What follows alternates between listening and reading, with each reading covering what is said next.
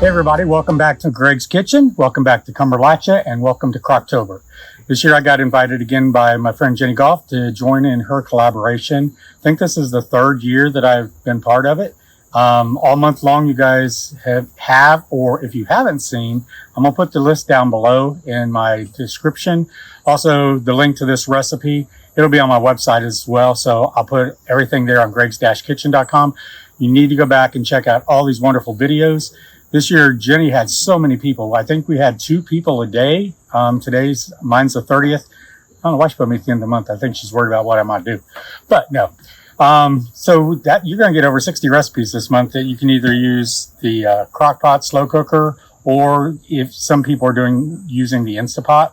So today I thought I would show you my creamy ranch cauliflower chicken that I do in the crock pot. And we're going to start with just one small to medium head of cauliflower. And let me get this cut down, put all this stuff over here so it can go in the compost bin. I'm composting everything this coming spring. I should have some wonderful compost, because not only everything that came out of the garden, all the tomato plants, everything like that. As many of you know, our first animal up here on Cumberlachia is quail, and I've been composting their leftovers and the wood chips that are in there. I got little wood or pine shavings in the brooder. They're still in the brooder.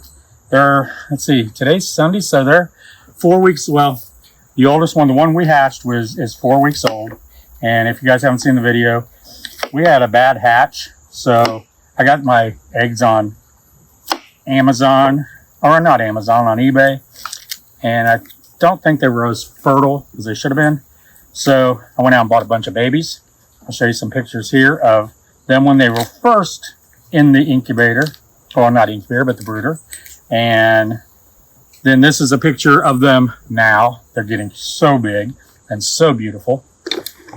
So you might even hear, yesterday, they're not even 4 weeks old yet, the smaller one, younger ones. Actually, I had one of the rooster. He started crowing yesterday.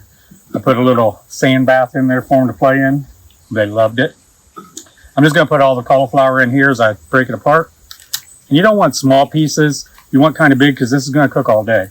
You're going to either cook it like 2 to 4 hours on high, or 4 to 6 hours on low. And of course, the recipe, all the directions and everything will be down below with a list of all the people that's in this collaboration. And again, also on my website. So I'll get this cauliflower in here.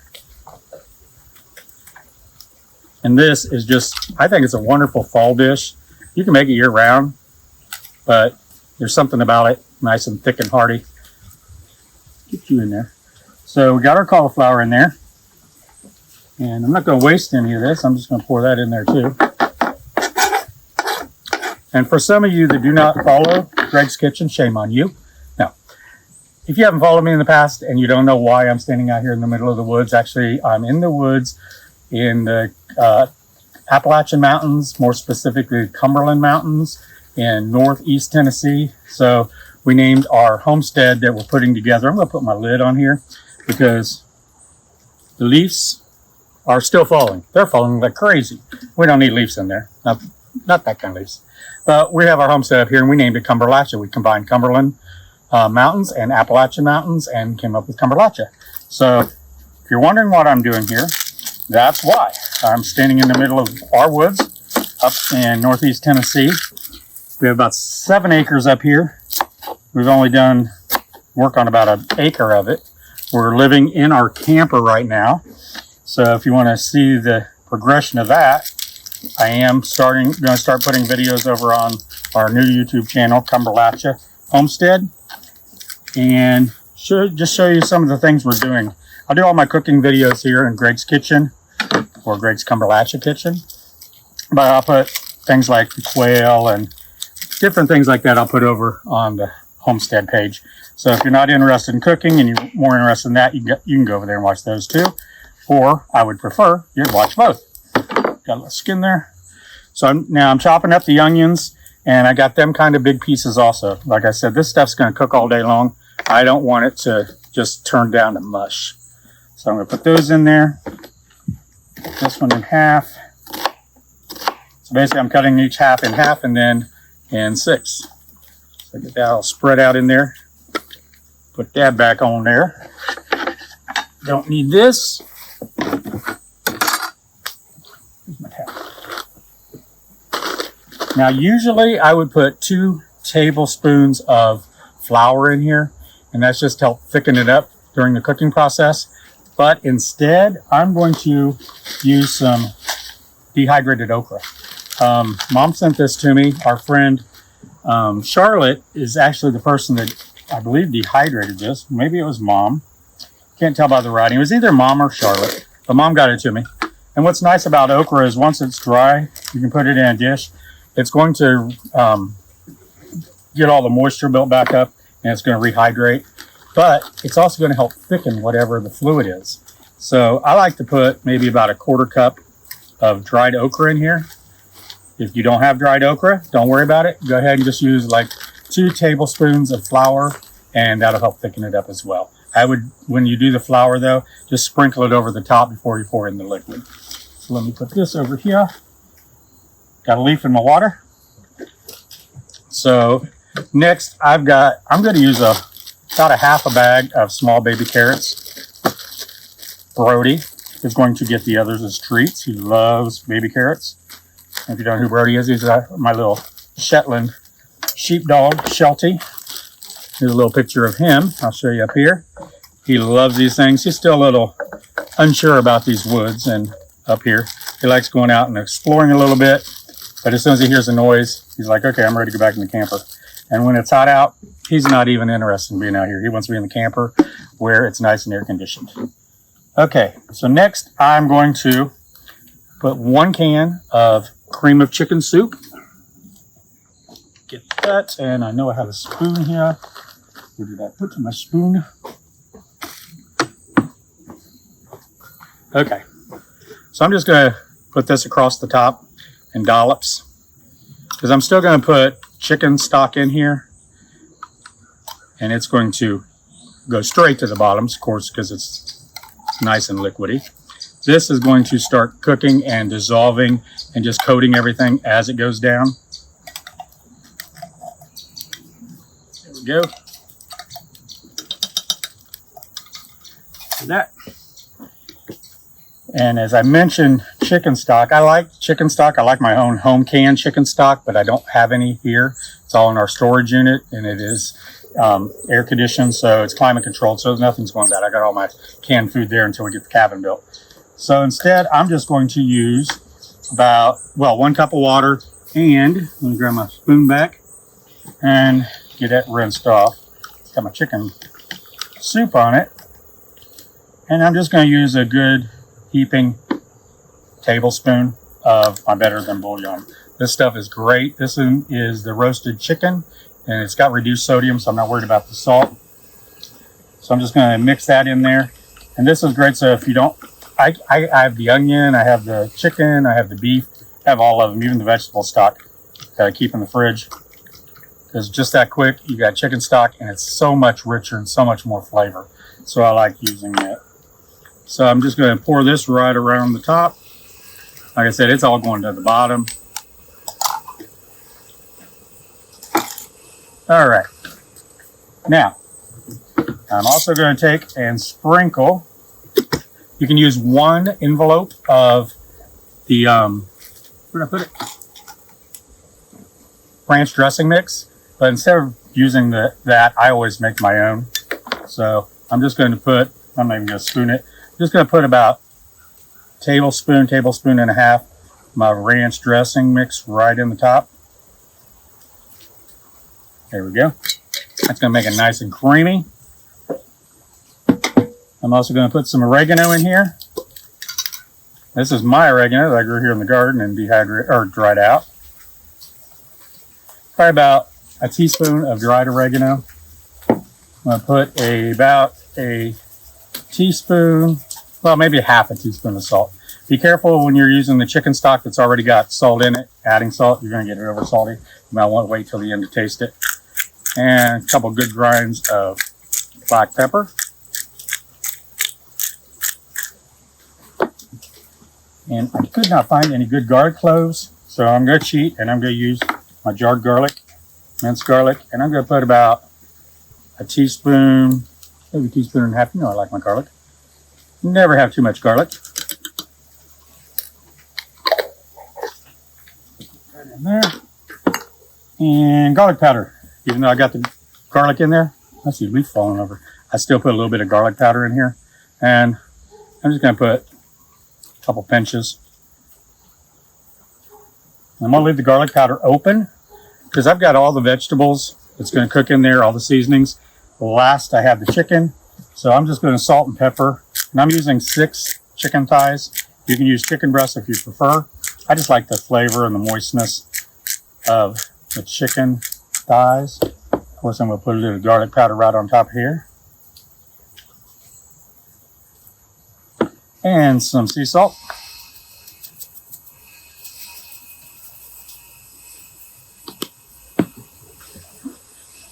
And we'll transfer these right on top of everything. And yes, my hands are clean, so we're not worrying about that.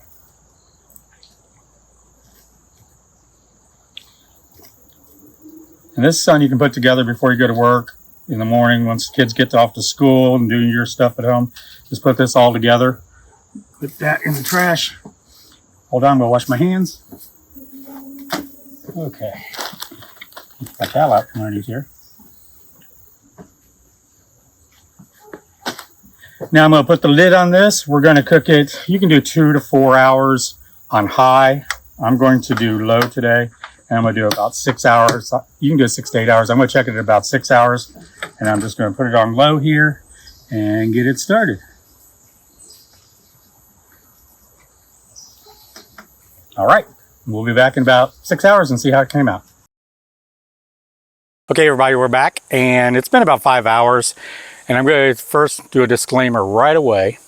If any of you are looking at my fingers and saying they're filthy, I was shelling black walnuts. Well, not shelling black walnuts, I was husking them, taking the outer husks off, because I got a bunch of them laying over here, curing, drying. We've got 2 black walnut trees here on the property, and I've been collecting black walnuts. They are so good, they're delicious. But I was told you're supposed to wear gloves when you haul the black walnuts, so I did. I wore fabric gloves and they bled right through. So I think I've got some brown and orangish color stain on my fingers for a couple of weeks. So my hands aren't dirty. I just washed them. It's just black walnuts. And if you want, head over to my Cumberlachia Homestead. Real soon I'll have a video up on there. We're just starting that channel on doing the black walnuts. I also have probably one here on my Greg's Kitchen website, or Greg's Kitchen YouTube channel. And any of you that aren't subscribed, I'd appreciate if you would subscribe. Just hit the subscribe button down below, hit the like button, and hit the bell, and to make sure you get any notification of any new videos that I put up. I'd love to have you here, and maybe you guys could enjoy watching my progression on turning this mountaintop into my homestead. So let's get over to our recipe. This chicken smells so good. I've been working out here on the walnuts and everything else and just smelling this all day long. Now I'm going to tilt this up so you can look at it. It looks good. It kind of looks like a stew in a sort of a way. But I'm going to get some chicken out here. And it is just falling apart. In fact, that piece just fell apart when I took it out. The chicken all settled down into the vegetables. We got the broccoli. Not broccoli. Cauliflower. We're on the wrong color, boy. Looks like broccoli. It's just white broccoli. And the carrots and onions in here. This looks delicious. Some more of that out here. And of course, you guys know I'm going to put parsley on it. I got to put something on to make it look pretty, even though it looks wonderful the way it is. I always like to decorate the food, as you know. Let me get a little taste test here. I'm going to go in for the cauliflower. That cauliflower.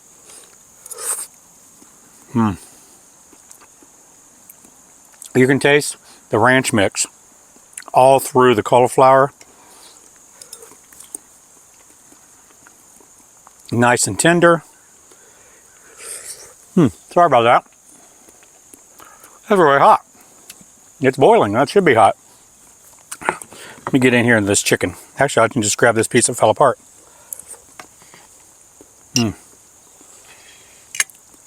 Yeah, that is a quick and easy meal. One pot. Throw it together before you go to work. When you get home, you got a full dinner. And this is delicious. That ranch dressing. And then, by the way, if you didn't catch it earlier, this is my homemade ranch dressing. I'll put a link down below on how you can make it yourself. It's a lot better than the stuff you buy in the store. Doesn't have all the chemicals and preservatives and all that stuff in it. And I made this back in, I think, February or March, and I still got that much left. I cook with it all the time. But this is a wonderful slow cooker meal. You can do this in the oven too. You could do it in a pressure cooker like the Instapot. Actually, I'll put a recipe down below for the instructions in the Instapot as well, because you might want to do it in there. It would turn out just as great and be a lot quicker if you do the Instapot. But give this one a try. I do want to thank Jenny Goff for having me in her collaboration again this year. I love doing these collaborations with her. She's always part of my collaboration, which is in March, Marching In with Casserole. So if y'all aren't familiar with that, check back in March and you'll get to see some wonderful, wonderful casserole recipes. And Mama Vera and I have probably 30 people joining last year. Probably going to be a lot more this year. We had so many that we didn't have room for, and I think I'm going to take a little hint from Jenny, and we're going to do 2 recipes a day because we had so many people want to be part of it. It's a great collaboration. You never can have too many casserole recipes. So give this one a try. Head over and check out Jenny Goff's website. Well, her website, her Instagram, her Facebook, and of course her YouTube channel. It's linked down. It'll be the first one down below when I list all the other channels that are in this. We're going to try that again. In this collaboration for the month of October, for Crocktober. Again, thank you, Jenny, so much for having me part of it. And thank all of you who have come over to my channel just to check out this recipe. I hope you guys enjoyed. I hope you guys stay if you're not already one of my regulars. I'd love for you to be here. So until next time, y'all take care. God bless and love y'all. Bye-bye.